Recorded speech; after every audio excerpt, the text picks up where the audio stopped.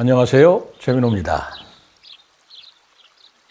오늘 최민호의 아이스크림 명언 명상은 악마는 디테일에 숨어 있다로 정해봤습니다.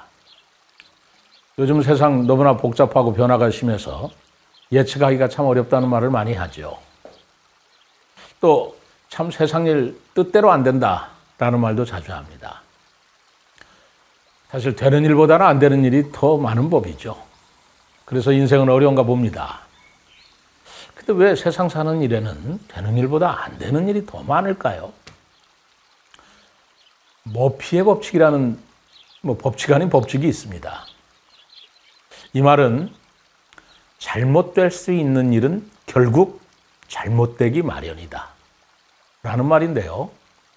이 말을 만든 사람은 1949년도에 미국 에드워드 공군기지에서 근무했던 에드워드 머피 데이라는 사람이었습니다. 당시 머피 데이는 미 공군의 음속기 실험을 하면서 인체가 중력에 어느 정도로 버틸 수 있는가의 실험을 계속했지요. 실패를 거듭했습니다. 그런데 바로 머피는 그 실패의 원인이 자기가 설계한 대로 기술자들이 기계를 조립한 것이 아닌 데서 바로 실패가 왔다는 걸 알았습니다. 머피는 어떤 일을 하는 데는 여러 가지 방법이 있는데 그 중에서 잘못될 수 있는 방법이 있으면 누군가가 꼭 그 방법을 써서 실패를 초래한다는 말을 했던 것입니다. 그때 그 말을 들었던 존 펠 스텝이라고 하는 그 머피 상사는 이 말을 굉장히 인상 깊게 들었나 봐요. 그래서 이 말을 머피의 법칙이다 라는 닉네임을 붙여주었다는 것이죠. 그리고 이 말은 그때부터 되는 일이 없을 때 그는 쓰는 말이 돼버리고 말았습니다. 운수 나쁘게 하필이면 꼭 안 되는 쪽으로 일이 틀어져 버리면 머피의 법칙을 들먹이는 거죠. 에드워드 머피는 이 법칙을 창안했다고 해서 2003년도에 이그노벨상을 받았습니다. 이그노벨상은 사람들을 아주 웃게 한 뒤에 그러나 다시 생각하게 하는 특이한 연구에 수여되는 상이죠. 그런데 사실은 에드워드 머피는 일이 잘 안 풀린다는 비관론적인 사람이 아니었습니다.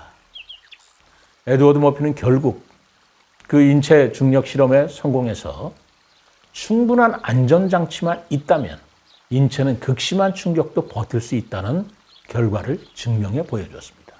그리고 에어백 같은 자동차 안전장치를 의무화하는 그걸 제도화하는 결과를 이끌어냈죠. 많은 목숨을 구한 것이죠.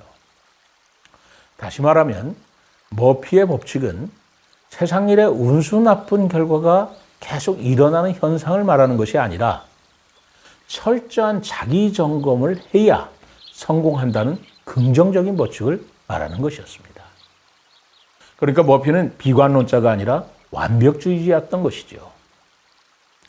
머피의 법칙과 아주 유사한 말에 악마는 디테일에 숨어 있다는 말이 있습니다. 디테일이라는 것은 아주 소소한 것, 작은 것, 실무적인 것을 말하는 것 아니겠습니까? 말하자면 거대한 댐도 개미구멍 하나로 무너질 수 있다는 그런 뜻이지요. 이 말은 독일 출신의 건축가 루드비 미스반 데어로에라는 사람이 말했다고 알려져 있습니다. 그는 건축물을 건축할 때 쓸데없이 사소한 일에 과도한 주의를 기울이곤 했다는 거예요.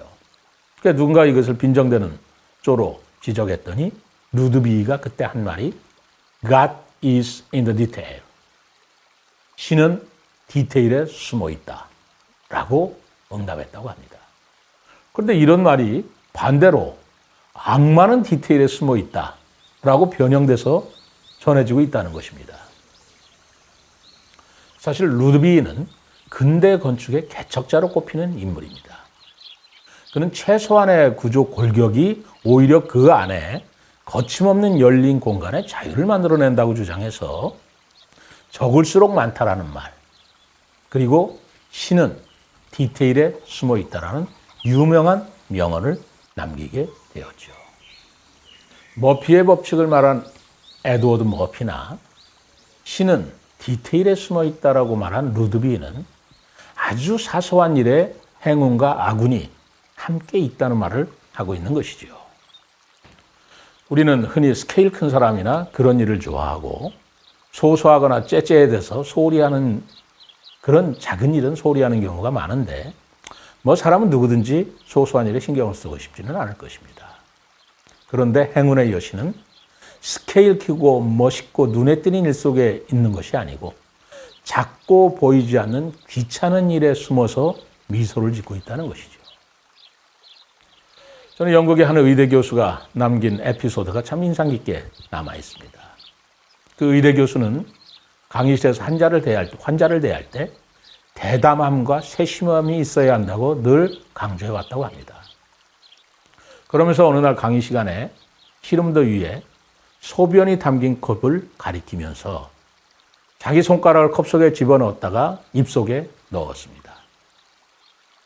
그리고는 소변이 든 컵을 학생들한테 주면서 학생들도 똑같이 자신이 했던 것과 똑같이 하라는 것이었습니다. 모든 학생들이 손가락을 컵 깊숙이 넣었다가 입에 넣었어요. 구토를 참느라고 얼굴이 일그러졌겠죠. 이런 모습을 본 교수가 학생들한테 웃으면서 이렇게 말했다고 합니다. 좋아. 모두들 아주 대담해. 그리고 나서는 근엄한 표정이 되어서 다시 이렇게 말했다고 합니다. 다만 세심함이 부족한 것이 아쉽구만. 내가 컵에 넣은 것은 둘째 손가락이고 입속에 넣은 것은 셋째 손가락인 것을 알아차린 학생이 하나도 없는 걸 보면 말이지. 이렇게 얘기했다고 합니다. 교수가 이런 행동을 한 것은 환자를 치료할 때 아주 대담하면서도 디테일한 부분에도 주의를 기울여야 한다는 점을 학생들에게 알려주려는 것이었습니다. 그때 그 소변 맛을 본 학생들은 환자를 대할 때마다 두고두고 그 교훈을 잊지 못하겠죠. 이렇게 세심한 교육을 받은 학생이 후에 진정한 명의가 되지 않겠습니까? 우리는 흔히 야망을 가지라고 하고 큰 꿈을 꾸라고 가르칩니다만 꿈을 이루려면 아주 작은 것부터 세심하게 자라라는 가르침이 수반되어야 할 것 같습니다. 악마와 천사는 모두 디테일에 숨어 있다. 최민호의 아이스크림 명언 영상이었습니다. 감사합니다.